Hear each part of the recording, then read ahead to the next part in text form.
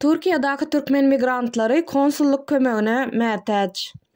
Ankara Çankırı departasiya merkezine saklanýanlardan biriniň aýalynyň aýtmagyna görä, ýangyndan soň migrantlaryň köpüsi beýleki merkezlere, esasanem Van şäherine geçirildiler. Göçürilenleriň arasynda Türkmenistanyň raýatlarynyň ýokdugy mälimdir. Soňky günlerde Stambulda we Türkiýanyň birnäçe şäherine beýkanun ýaşaýanlaryň we migrantlaryň barlygy güýçlendirildi. Polisiýa tarapyndan iň köp ýaşaýan ýerlerine geçirilen reýd wagtynda tutsak edilen zähmet migrantlary şol sanyna Türkmenistanyň raýatlary hem awtobus bilen deportasiýa merkezine äkedilýär. Olaryň arasynda wagtlaýyn goramak baradaky resmi namalary alan we ýaşamak düzgünlerini bozan adamlar hem bar. Kanuna laýyklykda beýle adamlaryň hasabalynan ýerinden daşarda bolmagy hukugy ýok. Polisiýa tarapyndan tutsak edilen we deportasiýa merkezlerine iýerilen türkmen raýatlary türkmen konsulluk işgärleriniň biperwaýlygy bilen ýüzbeýiz bolýarlar diýip garnaşlary